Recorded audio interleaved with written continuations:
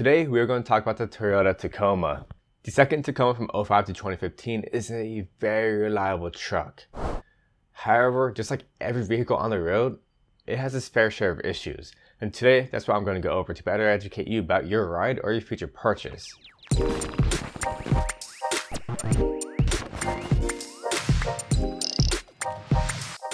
The first main issue is a rusty frame. From 2004 to 2008, some Toyota factories did a slack job at coating the undercarriage, which resulted in rotting frames and a class action lawsuit in 2016. Because of that, Toyota will repair and replace your frame. That expired in 2019. So if you have an issue with your frame, before it gets too bad, go ahead and treat it with Par 15 or Curasil. I personally have used Curasil before and it did a pretty good job. And I'll have the products linked down below for your convenience. From 2005 to 2011, there's a recall for Toyota Tacomas with the 3-layered Leafsprings breaking and puncturing the gas tank and potentially causing a fire. You can go to this website to see if your vehicle is under the recall. But if your vehicle isn't under warranty, and if you have the 3 leaf springs, you can either install these, they're called sumo springs, which strengthens the leaf springs and allows you to be able to hold more load without the potential of snapping your OEM leaf springs, or upgrading them to a 4-layer leaf spring. The throttle body can get all gunked up and cause a plate or throttle body blade to not close all the way due to carbon buildup. This can cause the truck to run rough, have higher emissions, and result in bad fuel economy because your TPS sensor isn't able to receive correct readings. You'll need to clean the throttle body, which requires you to basically just remove the air box and spray it down with throttle body cleaner and wipe it down.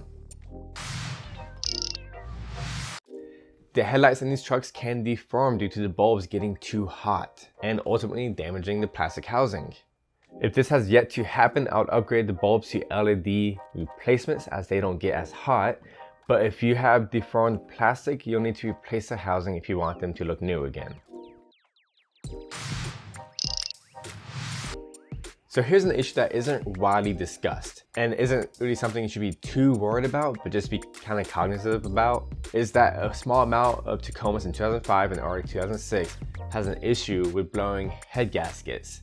And this typically happens at 150,000 miles on the V6 model.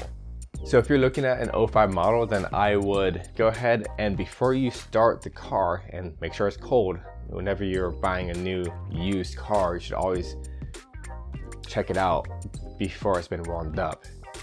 Well, anyways, so before you start it, open up the radiator cap, turn it over, and see if bubbles are coming up. If bubbles are coming up, then most likely you have a blown head gasket. Furthermore, if there's mixing fluids in the radiator or the oil of the engine, then that's also a telltale sign that truck probably has a blown head gasket. So just check those out and you'll be good to go. Okay. Here's other mentionable issues. The floor mat on the Tacoma can easily move around and trap the accelerator pedal, which can be dangerous. Change your floor mats if this is a potential problem for you. Safety first. The timing chain cover can slowly seep oil. What most owners do is monitor the leak. And almost most of the time, whenever it's leaking, it's a very slow leak, which is easy to just keep the oil topped off. And if you want to replace this gasket, it is a laborsome job, which is why most people just top off the oil if it's a small seeping leak.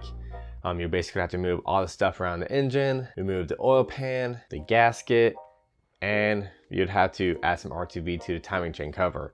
Now that just sounds easier than what it really is, but it is quite laborsome, so which is why, once again, people just monitor the leak. Okay, well.